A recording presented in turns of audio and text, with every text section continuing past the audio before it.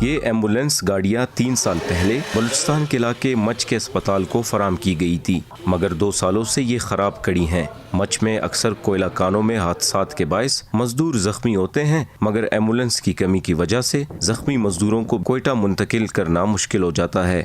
محکمہ صحت بلوچستان کے اعداد و شمار کے مطابق بلوچستان میں 1 کروڑ سے زائد کی آبادی کے لیے صرف 155 ایمبولینس موجود ہیں، جن میں سے 34 خراب ہیں۔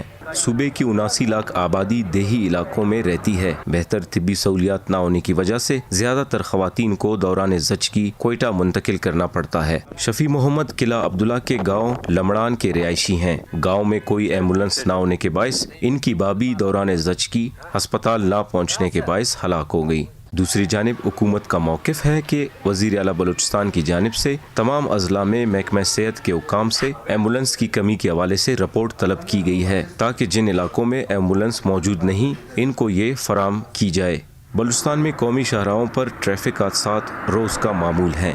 ایسے میں ایمبولینس کی سہولت نہ ہونے کی وجہ سے زخمی افراد کو فوری طور پر ہسپتال پہنچانا مشکل ہے۔ حکام کے مطابق حال ہی میں حکومت کی جانب سے قومی شاہراہوں پر ٹراما سینٹرز کی تعمیر کر کے انہیں ایمبولینس کی فراہمی کا فیصلہ کیا گیا ہے۔